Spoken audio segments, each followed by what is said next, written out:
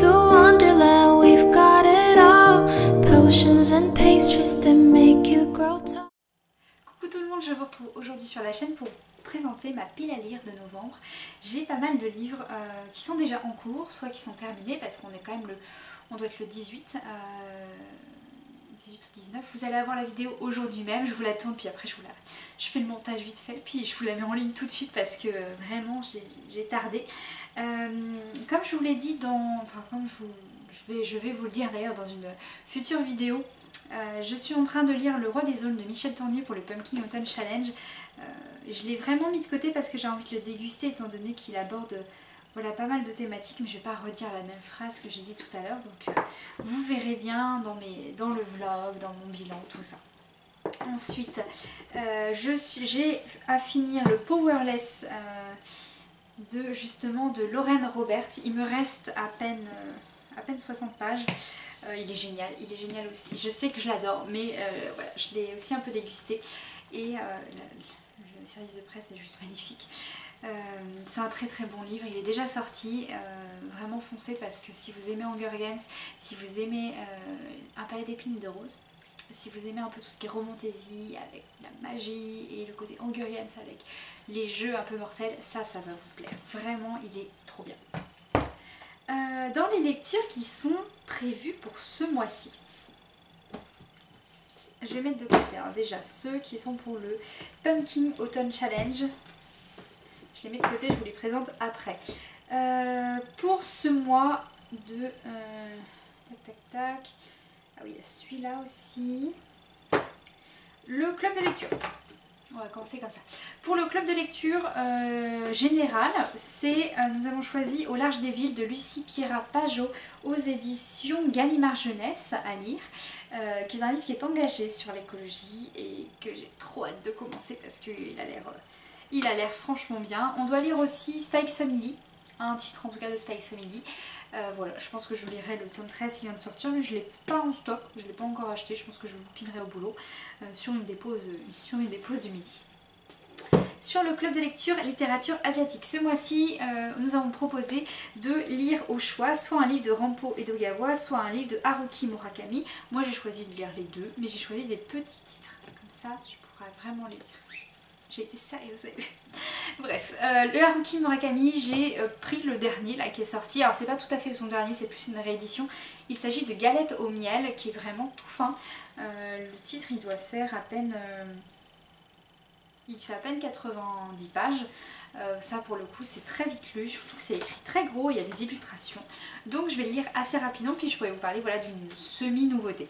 Et l'autre titre que j'ai choisi de Rampo Edogawa, sachant que j'en ai déjà lu mais qui ont été adaptés par Suehiro Maruo. Vous savez, c'est les mangas dont je parlais qui sont pour un public vraiment très averti, avec des scènes beaucoup explicites. Et là j'ai choisi vraiment de le lire pour le coup. J'ai choisi L'affaire Michiko qui est aux éditions Cambourakis. Alors excuse-moi, les galettes au miel c'est les éditions Belfond. Là c'est l'édition Cambourakis, c'est une petite maison d'édition qui n'est pas forcément très connue mais ils publient souvent des pépites. Et il y avait L'affaire Michiko qui est sortie, qui a l'air perché, qui a l'air macabre, qui a l'air trop chelou mais ça va être trop bien. Du coup j'ai hâte de le découvrir aussi. Donc ça me fait des petits livres parce que L'affaire Michiko il fait à peine 200 pages, ça reste quand même un bon roman. J'aurais bien aimé trouver des nouvelles mais tant pis. Ensuite, pour ce qui est des challenges, on va dire, du club aussi, ce mois-ci c'est direction la Chine et j'étais contente, j'ai changé entre temps, je pensais prendre un pavé et en fait j'en ai un qui est arrivé en service de presse, c'est le bracelet Jade de Moomin qui est un tout petit livre aussi. Donc celui-là je suis sûre que je pourrais le lire ce mois-ci étant donné que j'en ai d'autres à finir. Mais voilà, un petit livre qui a l'air très sympa et c'est de la... SF ou de la fantasy, je sais pas encore, mais en tout cas c'est aux éditions Argile, donc en général ils sont dans ces rayons là. Je pense plutôt fantasy pour le coup, je vous dirai.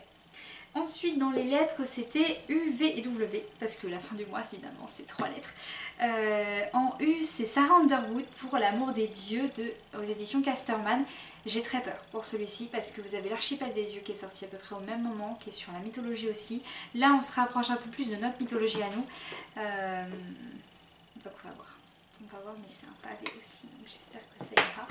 En V, c'est toujours aussi, on revient sur de la SF ou de la fantasy, c'est Les Beaux et les élus de Niki Vaux aux éditions La Talente. Là ce que j'aime c'est qu'on ça se passe dans les années folles, donc je vais voir ce que ça va donner. C'est aussi la littérature presque asiatique en fait, elle est d'origine mais elle est née comment dire dans l'Illinois, donc l'auteur, donc ça devrait le faire. Et ensuite W, je vais lire Peau de sang, ça me permet aussi de vous parler après des livres qui me restent pour le Pumpkin Autumn Challenge. Peau de sang de Audrey Wilhelmy aux éditions Tripod. Ça c'est une des lectures du Pumpkin Autumn Challenge que je vais finir ce mois-ci et c'est le W aussi de mon mois. Dans le Pumpkin Autumn Challenge, excusez-moi, je dois lire aussi Ne raccroche pas de Julia Dessalles aux éditions Hachette.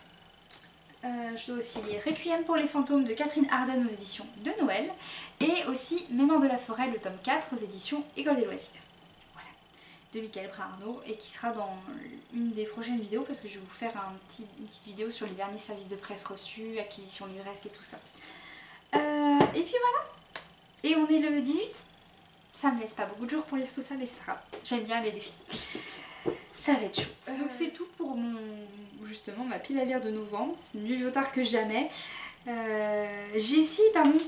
y en a un dont je vous ai pas parlé que j'ai déjà lu, il s'agit de Roman de ronces et d'épines de Lucie Barat qui faisait partie du Pumpkin Autumn Challenge. Voilà, donc j'ai déjà lu un livre.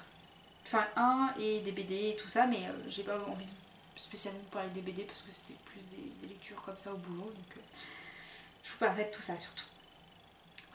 Donc c'est tout pour cette vidéo et en attendant la prochaine, je vous dis à bientôt et je vous souhaite une très bonne lecture.